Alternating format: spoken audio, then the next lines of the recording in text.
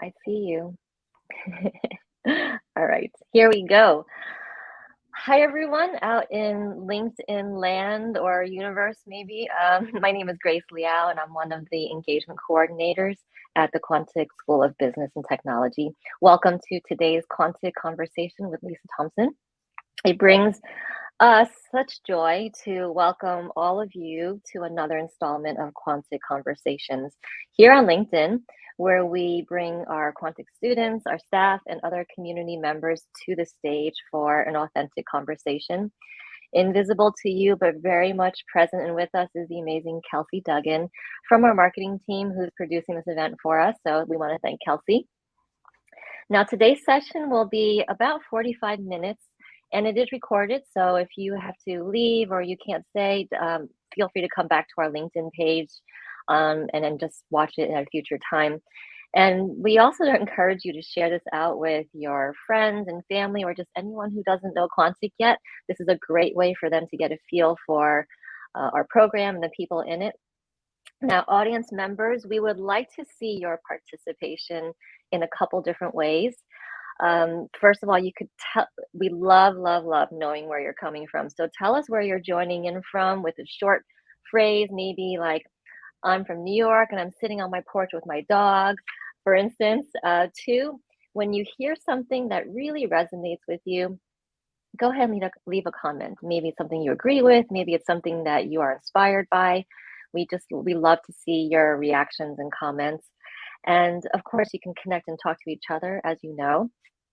And also, if you have a question as you're listening to my conversation with Lisa, you're welcome to leave a question in the comment box, and we will leave some time, about 15 minutes at the end, to field some of those questions for you. We may not get to all of them, so we'll do our best. Now, we saw that so many of you signed up, like so many of you, and showed interest in today's event. And so we're super curious and want to know what is top of mind for you. You clearly decided to join this event to get to know Lisa and understand more about her. And maybe you just saw the word career and you thought, oh, I need to go to that. Go ahead and drop in the comment box, in addition to where you are, what is on your mind or what's nagging you as far as your career decisions. That would be great for us to see. So go ahead and do that. And as you're all populating that right now, let me just do a few shout outs, which is something we always have to do.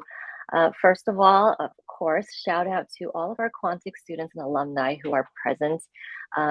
You are entrepreneurial minded, you have insatiable appetites for learning, purpose driven, and hailing from all different cities, towns, provinces, and countries all over the world. So we want to make sure we shout out to all of our Quantic folks.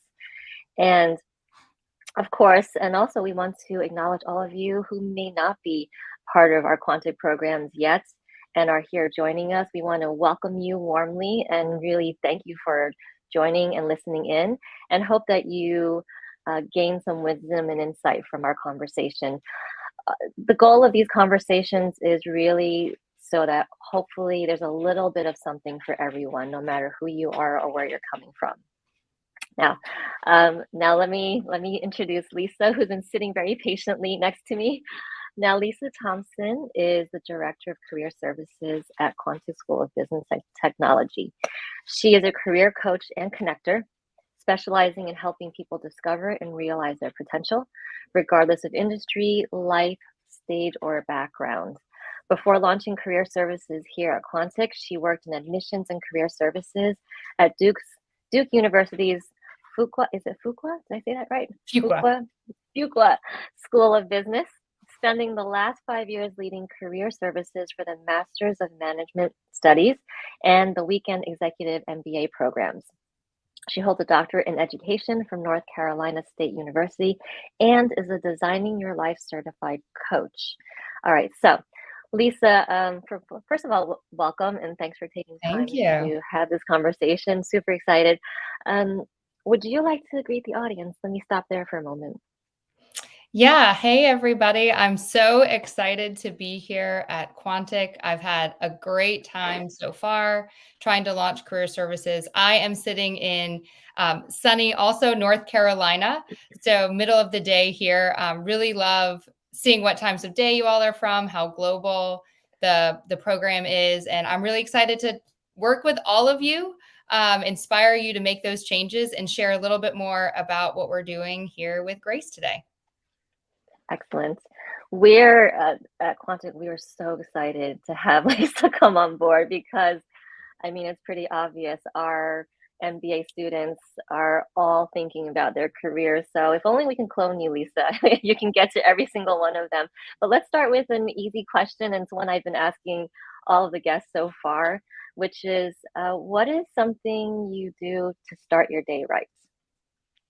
I was prepared for this question as I've been listening to the other LinkedIn Lives.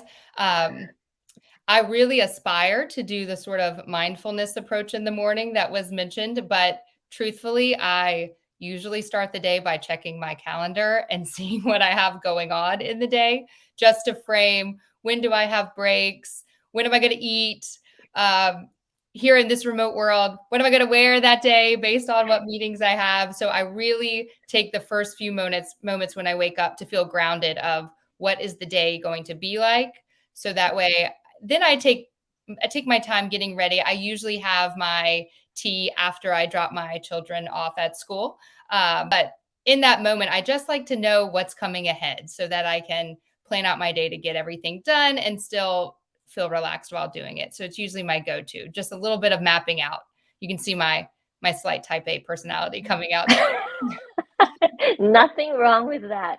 Not all of us starts off the day with, meditation and things like that. I totally get. I go right to email, which is really bad. But whatever's going to ground you is what you need to do. So thanks for sharing that. Yeah. And I think a lot of people can relate to that. So your Quantic story, that's the next one, and also one that we always ask. And we've had you, I was just asking this morning, I'm like, so how long have you been here? So would love to hear just how is it that you're here with us in Quantic? How did you get Yeah. here? So I first learned about what Quantic was doing through Poets and Quants, which is a business news magazine written up in there. Started following it. I've always been interested in education. That's my background, and in innovations in education. So learned about Quantic, did some research to figure out, then started following the company. And then I was quite fortunate to have a member of HR reach out to me for a conversation. And so that went on for a while, just, hey, do you know what this is? This is a big change from more of a traditional university, and figuring out what the right fit would be. And then when the career services role came up, it was really a great match since I had been working in career services for so long. So, and I was ready for an innovative change and to try to build something. Timing was great. I started this year, 2022, off by starting right when the year started. January 3rd, came into Quantic officially, and have been ever since building this department, also trying to meet as many students as possible, and all of my great teammates. So certainly you gave me lots of inspiration right in the beginning, Grace. And that's what I've been doing. So constantly learning, growing, getting great feedback from students. So I appreciate that you all are sharing your ideas, because that's where I'm learning what students want. Because I have ideas, but I would prefer my ideas, as we do at Quantic, to be meeting the needs of students. So that's, it's gone by so fast that it's already May and I started in January. So time is flying by. It does fly very fast in this. It's very Quantic-ish in that Right. sense. But what I love about your transition to working here, and I resonate with some of that coming from a more traditional education background. I'm going to ask another question along those lines. So maybe there's not an answer to this or not a specific time stamp to it, but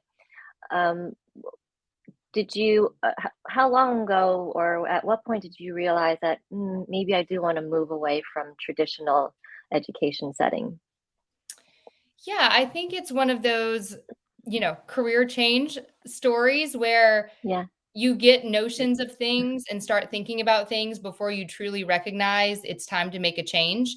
And just like a lot of us here in the past couple of years, I would say the COVID life change and break really allowed me to sit back and reflect more than I had done previously, just with 2 young children and working and being busy. And that pause really allowed me to think about what type of environment I would want to work in, sort of remote, in the office, hybrid, and Mm, seeing innovations and seeing some of the ways we were able to pivot quite quickly, even within the traditional space, but seeing how maybe we aren't set up as well for that because that's not the business model. And so really that allowed me to figure out, wow, I really enjoy this building and creating and the problem solving aspect that I could do on a small scale, but you don't have to do that as much at big institutions that are really well established and things are mm, working for them for that population. So really it mm. was a realization that happened by chance, right? As seeing Yeah. the positive of what happened to all of us when we reflect in COVID. And then, the timing aligned. So it was always as I preach in career, putting Yeah. yourself open for opportunities was where I was. I wasn't actively seeking new roles, but Mm, having conversations with interesting people. And when opportunities come up, and I really felt like I could not pass this opportunity up because I was so passionate about the mission, making this mm, great education more affordable and global, which yeah. is something, big picture. My sort of life mission is to try to make the world better in some way than it was before I was here. And I really feel like Quantic embodies that and teaches all of us these great skills. So the mission aligned, the role aligned, and I feel very fortunate that it happened that way. That was great, and I was secretly hoping that when I asked that question, I'm like, okay, we're going to hear her own career advice folded back onto her in some ways, but also the reflection process so important. And so all of you definitely are paying attention, hopefully. Thank you so much. And so the coach, I have a couple of buckets of topics and of questions that I'll kind of try to section them off in. Um, Coaching, and you've that I no doubt coached so many people, including yourself, right? Right. Um, and you've given certain advice over and over again, possibly. What is one piece of advice or rule that you try to practice as much for yourself as you preach? Is there one? Yeah, that's a great question. What I try to practice myself, which obviously I'm better at different times, is remembering what we can control and what we can't, and not Mm, getting stressed out by the things we cannot control. I guess that could be a life lesson, but definitely in career, right? We can position ourselves to have the skills needed. We can get all this training and talk to the right people, but ultimately, there are a lot of factors that we cannot control. Some in the world, right? We couldn't control COVID happening. We can't often control when companies are purchased or when, like the turmoil that's occurring in the world right now, right? We can't control for that, but not letting that stress you out and thinking about what you can control. I can still have conversations. I can still be active on LinkedIn. I can still better myself with skills that we're learning in a degree and that type of thing. And so that's because, again, I'm a planner, and I like a checklist, and I like to think that at the end of that checklist, I'm going to get what I want. I have to recognize that I can do all those things and it will help me, but there's a mm, factor that I can't control. And I think anytime we realize that, we enjoy the process more. mm, That's so. That's wisdom right there. The I feel like when even for myself, when I think about career, when I think about resume or job search, it's always with this dread at first, like, oh my goodness, or should I be looking? And then anyway, there's a lot of these built-in kind of negative things because of the things we can't control or we want to control. But enjoying the process is not the first thing that comes to mind usually. So I think that's so helpful to hear. And something you said earlier maybe is important to this process, which is there are certain things that are like core values that you care about, your mission. I think I remember you saying something about your mission in life. So that is one thing you can control, right? As an individual, I can know what my mission might be or the things I really care about. So um, Awesome. Because the practice and preaching thing is that always Always, always a struggle. always. We do that every day, right? As parents also. Um, what aspect of coaching do you find very rewarding?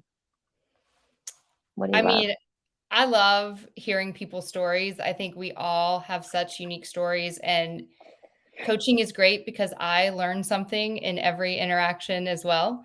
And I have spoken to so many people from so many different countries already with my time here at Quantic, but it's great because I learn about a different culture. I learn about something I didn't know about. And so I do think it's a reciprocal process that I Mm, really appreciate. And also, I think it's just giving people, again, that often we only think to ourselves and get stressed, yeah, or we talk to people who know us, right? And so sometimes coaching can be that more unbiased feedback that we need, that either we're going on the right direction or a yeah, point we haven't noticed and thought about. And I really like being able to provide that for people, just another outlet. And it's really open. Like when I have career consults with students, it's like, what do you want to talk about today? And I let them drive the conversation because it's not about yeah. what I believe someone should do. It's about helping Mm, each person with what you said, what their mission is, where are they in mm, life, them achieving. My view of success is every, student, client, whoever getting to the outcome that they want. It's not my job to uh, give them the outcome. And so that's right. great. There's such a variety. So I'm always keeping my brain going. I'm learner is my number one on StrengthsFinder, right? So I love learning stuff, and coaching Yeah. just makes that easy. I learn something through every conversation. Every time, right? There's a never-ending supply of things to learn. What a great process. It's win-win because then those you're coaching, the time is for them, but you're not placing demands on the client or the student, and you are also learning in the process. Right. And one more question in the coaching realm, I'm finding it so fascinating in your coaching role and your experience. Is there one thing that has surprised you about people I think that you people are love? inherently hard on themselves. And what Hmm. I see a lot is people underselling all that they have achieved. I haven't looked into research, but I would imagine it might be with the rise of social media and seeing people list very great grand things that everyone is accomplishing, or seeing influencers and things like that, that it changes our perception of what is our mission, what should we aspire to. And so I think what I find a lot is our students, everyone I've worked with in a coaching capacity, almost everyone undersells what they've been able to achieve because you're in it day to day and you lose sight of it. So that's another great joy I have is helping someone see all that they have achieved and all that they are contributing. But it still surprises me because when I prepare for a Yeah, conversation and I look at people's materials, I go in very impressed with all that they have accomplished, than to hear yeah, them not feel that same confidence back. yeah. Surprises me every time. Interesting, interesting. I wonder what the psychology is behind all. I'm sure there is. Um, Selling ourselves short all the time, huh? Um, so now talking about job searching and actually actively working on one's career. You mentioned just now briefly that the world is a little bit different now. Social media and of course, technology. What are, I mean, I have two questions. Let's see. Are there challenges in the world of job searching that exist now that you feel like didn't exist 2 years ago, 5 years ago? Yeah, I do think that the world is moving at a very fast pace. And so I do think there is a challenge. Maybe it's longer than 5 years ago, but in terms of people feeling that they have the skills they need to continue being successful in the future. So again, that's one of the things I was most excited about here at Quantic, with the ability that we add new classes, how nimble we are, and that students and alumni get lifetime access to the classes. So when a new subject Mhm. comes up, they can remain fresh. because I do think you see the change of technology happening so quickly that you have to Mm-hmm. constantly be learning while you're on the job to stay Yeah. relevant. I also think there are more people now who see things across the world and are really looking at where do they want to live, not necessarily even within their own country, but globally. And so Mm-hmm. that can be a slightly different process to navigate. And then Yeah. remote work or hybrid work sort of fits in a combination of certainly during COVID, figuring out Mm-hmm. what is my company doing, what are other companies doing, and then that self-reflection piece of what environment do I work best in? A lot of people enjoyed remote work, but it's not for everyone. Right. And Mm-hmm. so I think knowing yourself well enough to know I do like going in the office. That's where I thrive. I spoke to a student this morning who loves being in the office. I spoke to another one today who likes being remote. Right. So we got both just this morning in chats. And so knowing yourself, and then that's an added factor then in seeking out industries or seeking out companies so that you get the best environment for you.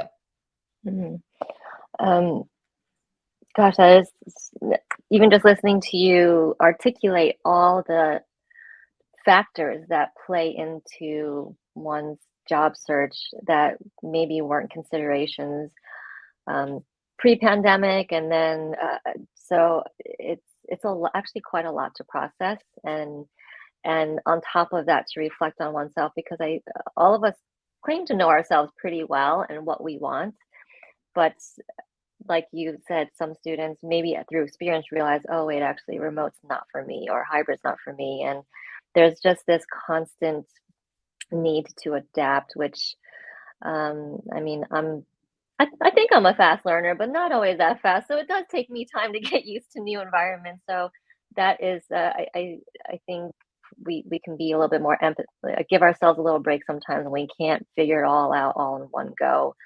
But it's so helpful to hear you from your perspective to kind of say, yeah, these are quite a few things you have to navigate when you're figuring out job searches. So if you're running into walls, don't feel so terrible, right? Don't feel bad. Exactly. Yeah, we're very, like you said, we're very hard on ourselves, very hard. Let's see. I'm just looking, audience. I see questions coming in. Let me just squeeze one more in with Lisa, and then we'll turn over and look at some of the questions you have posted. Um, Still on the topic of people or folks navigating careers and struggling and having challenges, where do many people in your experience and view, where do many people struggle with or get stuck on when it comes to making career decisions? Yeah. I mean, it's a complicated process, right? So I Yeah. think just inherently, again, not being so hard on yourself, realizing that it's a process. One tactical way people get stuck is creating a timeline in their head and going back to those factors I mentioned of things we can't control. We can't Mhm. control how quickly a company is interviewing. We can't Mm, control when they have budgeted for a job to start, right? And so most often, what I see change is the time it takes someone to land the role that they want, because those are those factors we can't control, right? mm, And so I think that's part of it is just, again, recognizing that up front and yeah. then moving on. Another one I would say is clarity of what they want and then making sure they're presenting a clear message. So we're here on LinkedIn. LinkedIn is a great way to broadcast yourself and what you have to offer to the world, to network with people, to potential employers. But you need to make sure that message is clear, because if a person doesn't know you and they're reading, am I presenting myself in the way that is clear? If we only assess ourselves, we think it's Mm. perfectly clear, right? Our documents are perfectly clear. I know myself. I know what I meant by that statement. Of course, everyone's going to interpret it in that way, which is Mm, another thing I like about career coaching is, again, being that person of, this is how I interpreted it. As a person that doesn't often know the person, and then they can assess, oh, wow, really? I didn't think that.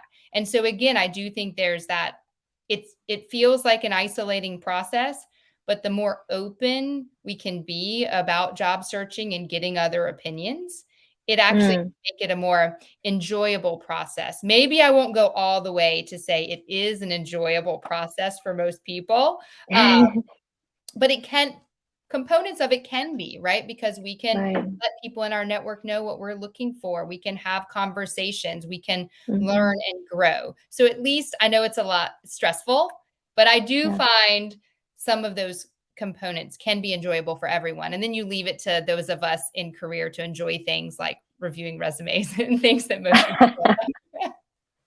That's great. There's such a vulnerability about presenting ourselves, when we're writing our resume, when we're going into an interview, and this fear of, am I presenting the right version of myself when sometimes it maybe is incongruent with who we actually are. It's so tricky. You mentioned LinkedIn and audience, I do see your questions. I want to touch on LinkedIn and networking a little bit because this is, of course, one of the major motivations why, for instance, business students join a business program. Of course, you want the business knowledge, but all of you who are on LinkedIn, you're there for a reason. You're there to network and grow your network and meet people. So, um, specific to LinkedIn and Lisa, you're fantastic. Your eye for LinkedIn profiles is amazing. She helped me so much. How can one use LinkedIn networking to the best of their ability, and what should be included to improve one's LinkedIn profile, as an example? Yeah, I mean, I think step one is being on LinkedIn, right? And putting ourselves out there and having a complete profile. So making time for it is sort of step one. And then once you're there, once you're ready to dive in, it's yes, crafting your profile to fit a story. So if you're in an active job search and you know what you're seeking, you would read job descriptions of jobs you aspire to and translate your skills and experience to that, right? So you're making it easier for someone to see why you're interested and why you're a good fit. So that's tactically what you would do. But growing your network. Networking is all about being curious, right? Mhm. LinkedIn is a great place for the big world to feel very small. I can find people from any country I want on LinkedIn. I can reach out and learn. So that's the other piece is taking time to engage with people, have conversations, just a quick chat, or if someone makes a post that you really like, take the time to tell them that you like it. Take the time to tell them that they shared something of interest, or maybe you have a different opinion and you keep the conversation going in that way. So once you have your profile set, so you feel I am confident that I'm presenting myself in the way that I want, tactically, right? LinkedIn is professional. So have a professional photo, right? Use other social media to showcase more fun things, but keep LinkedIn really more your professional persona. But then engage with people, use it as a way to make the world feel small and have conversations. And you never know who you're going to meet, who's going to reach out to you for an opportunity. So it is definitely a platform that benefits you from engagement. The engagement piece. So, and all of you who are listening, think about what kind of persona you are on something like LinkedIn. Are you someone who just stalks other people and reads but then doesn't touch, or are you do you like everything that you see? Do you leave comments? And then on the receiving end, what sparks your interest when someone, you know, likes something you have, or writes something to you? I We have to remember what it's like to be on the receiving end too, probably, to help us be more proactive on the sending end of things. But not everyone. This is a little bit more broadly on networking. Not all of us are comfortable networking, or what we perceive as necessary to do for networking. What advice do you have for those people who either don't feel confident networking, let's say on LinkedIn, or just don't like it? And they'd rather not do it, but they feel like it's like a necessary evil.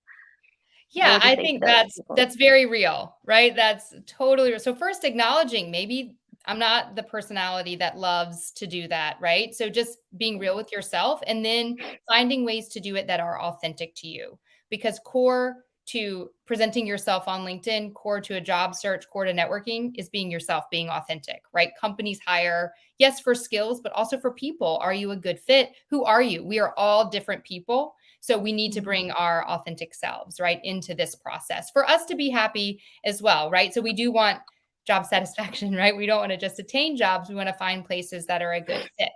So one, know it's going to look different for everybody. And then I would say, if you keep what I said before about learning from people and being curious, that if you focus on that, it makes it appear like something you might want to do. So you think of some time in your life, maybe, I'm standing in the long line of a coffee shop and I strike up a conversation with someone to pass the time, or I'm, at my child's soccer game and I just see another parent and, I want to chat with them. I learned something in all of those conversations, right? Or at least I find it interesting and time goes by. Think about that in terms of networking. It's just learning something about someone.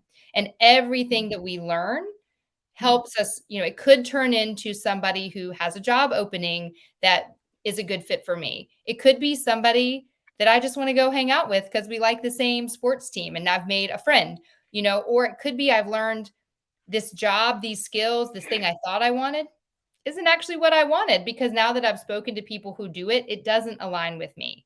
So if we go in not thinking of job, but of learn and grow, we all, humans thrive off of interaction. Yeah. That's just a part of what separates humans from other beings in the world. And so if you think about that, my hope is it reduces the pressure of there's not a set end goal in mind. Did you learn something? Even if what you learned is, I don't like this company, I don't want this job, I still learned something. If that's the goal, then more people are willing to do it. It's, again, we put too much pressure on ourselves of what is going to come out of the discussion. What comes out of it would also be one of those things we can't control, right? So again, just being realistic.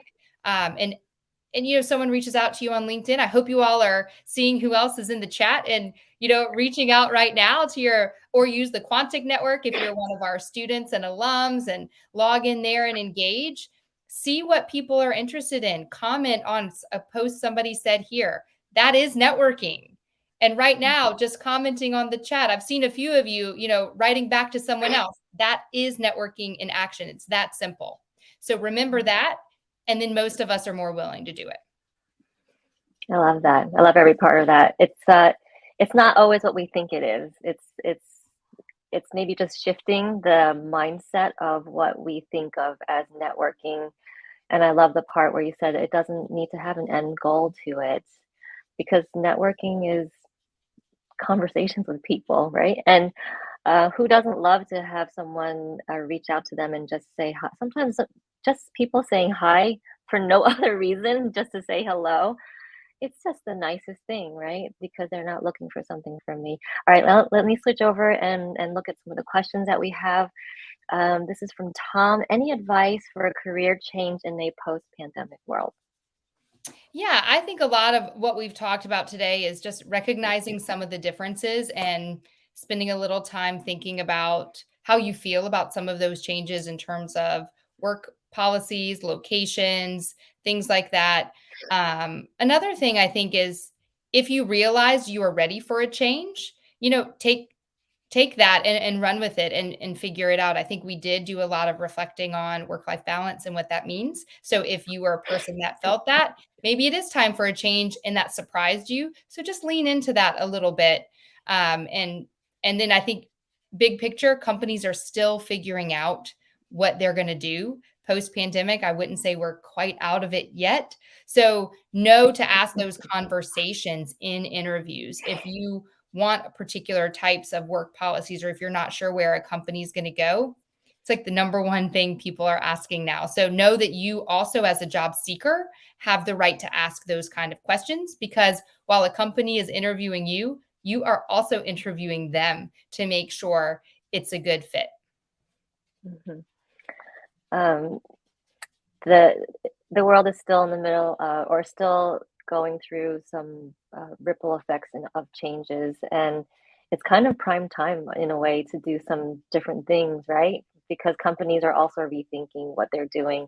And so it makes me think that, let's say I'm thinking about changing jobs. I'm not just going to look for a job post, but I should pay attention to what's going on around the world, period, and what changes are going on to consider. Exactly. So from Elisa, she's asking, how can I leverage the career services at Quantic as an alum? Yeah. So, career services are open to you as an alum in the same that they are as a student. So I know that a lot of you just adding this coursework might be all you can add into your very busy lives. And so that's how we have set up career services. So you can reach out in the same way. And email us, reach out, sign up on the links if you received them as students, and continue to utilize the services. All right, awesome. From Botu Melo, how do you ensure your accomplishments jump out to a potential employer on LinkedIn and on your resume? Great question. So there are some tactics behind that, right? In terms of lots of employers everywhere do use applicant tracking systems, and we can read job descriptions to find keywords. So part of it is, again, that clarity of what I'm looking for, knowing what a company is looking for, and doing a bit of tailoring. So LinkedIn, yes, everybody sees the same. So you might, depending on how broad your search is, go with those transferable skills across terms. A lot of companies do appreciate soft skills, which are harder to put on an accomplishment results focused resume, but work really well on LinkedIn because you can be more personal in introducing yourself. So be strategic, but think about the employer. So a lot of you have also hired someone. So think about when you hire someone, what attracts you to a document? What do you look for? And you can then flip it back on yourself and say, am I doing those things? Because often we aren't, right? Often we know what we are looking for in our job, but it's just harder to do it, for ourselves. So also a resume, slightly different, I would say you can tailor for more opportunities because you're directing who you're sending it to, and also be Mhm. mindful of length. But resumes should focus only on key accomplishments that are relevant to the employer, unless you're in a field that needs a very long, comprehensive list. Most people don't. So you can do a bit more tailoring on the resume. Excellent. Audience, you're getting basically some free consultation right here on LinkedIn. It's amazing. The world is it's so incredible. All And for right, Quantic Stephanie, students and alums, use us to I help you with know. the resumes, right? So I Yes. know you might be asking that and thinking, what I don't want to do is work on my resume or cover letter. Well, that is Yeah. another great way we are here for you, because again, those of us in career actually enjoy doing this stuff. So please, please, please, if you haven't yet, utilize us for those services. 100%. It was life-changing for me when I had a resume consult. And I know my head going into it like, here's my resume. It's just when it's just ourselves, you were talking about, we can't just have these conversations within ourselves because we just get stuck or we're seeing ourselves the wrong way. So it's so important and eye-opening, literally, to have someone unbiased and who actually enjoys doing this work to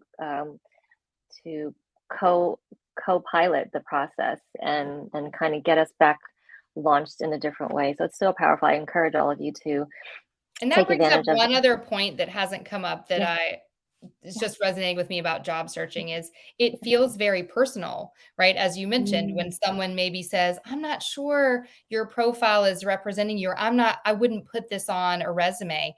Or when I get rejected from a job application, it feels very personal, right? But it is not mm, a personal process. It is not someone really knowing you and rejecting you, right? It's you might not be the best fit for this job, but that's not mm, you as a person. And so that's another thing I would say keep in mind in the job search, or when someone gives you that feedback, is yeah, it's not a critique of you as a person. We all have value and worth and add such great things to the world. It's all about yeah, finding fit. And as we've talked a lot about today, we all want different things and mm, have different skills. So didn't yeah. want to let this conversation go by without sharing that.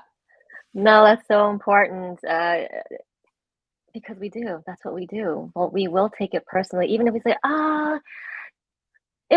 never mind, but inside we're dying a little bit. So to acknowledge and realize and to be snapped out of that is so important. So that reminder was really, really important.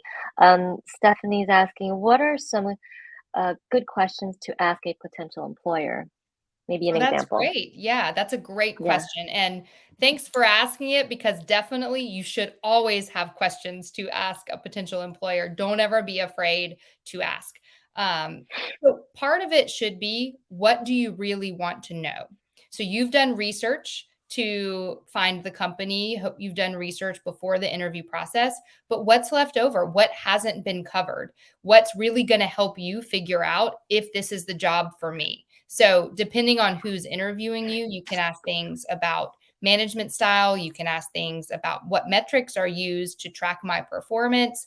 If you have been reading in the news and you know there are big changes, you can ask, when appropriate, what do they see coming over the next 2 or 5 years based on, maybe some potential mergers and things that have been published. So it's truly about so say it's gone great and you get a job offer. We all have that feeling of like, oh, but I'm just not sure it feels right. Is there a question you could have asked to help you with that clarity? That's what you should be asking. Okay. We have a bunch. Let's see if we can get them in. We have 3 minutes. So, audience, we may not get to all of them, but Quantic students, you know where to find us. Let me see. Regini asked, are there any boundaries for networking? What do you think is appropriate so you don't overdo or overstep anything? Yeah, so I would say you want to keep it professional, right? And you want to be mindful of the person's time. So, most networking is someone doing you a favor, right? A very busy person speaking to you and providing advice or tips, usually because someone did that for them as well. Mm. So, I see another question about sending out cold emails. I can lump those Oh, together. yeah.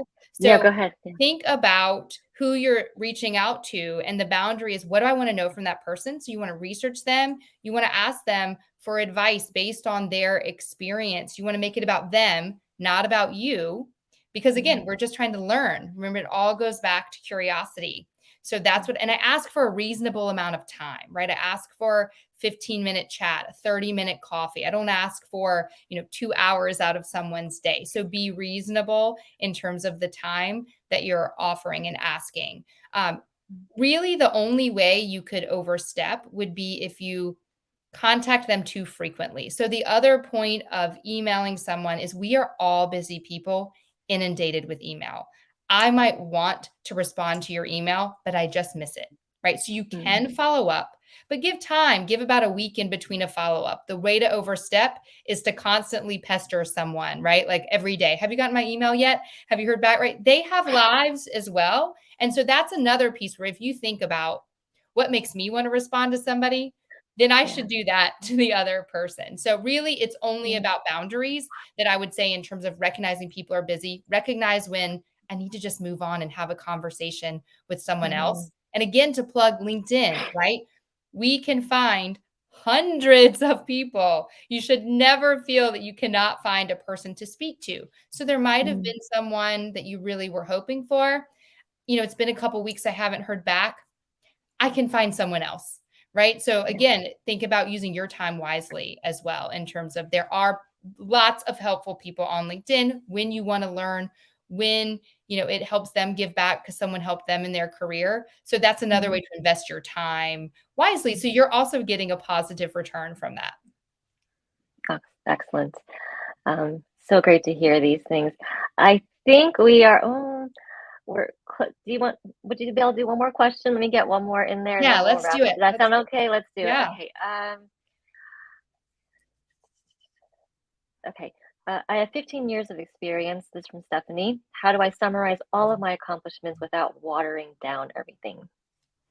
So it depends on what you're using it for, right? But think about, and this is the piece where it feels very personal, but it's not, that we were talking about earlier. Yeah. Often we don't share our early accomplishments, right? It's not that it wasn't meaningful. It's not that that's not a great accomplishment. It's just, what does the reader want to see now? And if I Mm, have 15 years of great experience, they probably want to see what I've been working on more recently. And again, I have to just let go. And keep one document with all of your accomplishments, because deleting it from a resume, it does feel like a part of me is gone when I delete it, right? So just remember, it hasn't gone away. It's not diminishing what you've done, but I'm just thinking of the reader and telling them what is relevant. Because if it's a resume or on LinkedIn, what I'm trying to do is inspire people to see the benefit I bring to get to a point of conversation. In conversations, we see where it goes and we share a lot more information and background, right? So it's realizing the utility of the different points of networking in the job search, realizing we all have more to the story than what is on any of these documents. So really, that's why so much is focusing on networking and conversations, because that's when we truly get to know people and we see what would be relevant and we can share. So we're using these documents and platforms to grow our network, just enough interest to spark the conversation. There is all the questions that you answered, and you've emphasized certain points that are so important for us to keep in mind. We have to have a strategy. That's my takeaway, is that no one's going to do the work for us. No one's going to network on our behalf. No job's going to fall on my lap. I mean, maybe it happens once in a while, but it's pretty rare. So that every single one of us, we're all working hard to be better, but there has to be some strategy, or maybe a lot of strategy from multiple fronts, so that it all kind of works in concert. And I think that's the wisdom and view that you bring to us, Lisa, because you've seen it happen so many times, including with yourself. So, well, that's actually, we are at time right now. And um, I want to thank all the audience members for being here. And just a quick plug, next week we do have another Quantic conversation with one of our students, Ying Chen, and that's next Tuesday on May 10th. So just come to our LinkedIn page and you'll be able to click and attend that one. If you're interested in learning more about Quantic's MBA program, or just seeing more of our students' stories, go ahead and head over to our LinkedIn page or click the link that you see here. And that's it. Thank you, folks, for joining us. I hope you're all more encouraged about your career choices and strategy. Lisa, I think you're probably going to get a lot of something, a lot of hits. I hope I get some today. LinkedIn requests right after. Say you attended the session. I hope you connected with others, and I hope you connect with Grace and myself as well. Yeah, new friends. Always. All right, everyone, have a great day, and we will see you at the next live.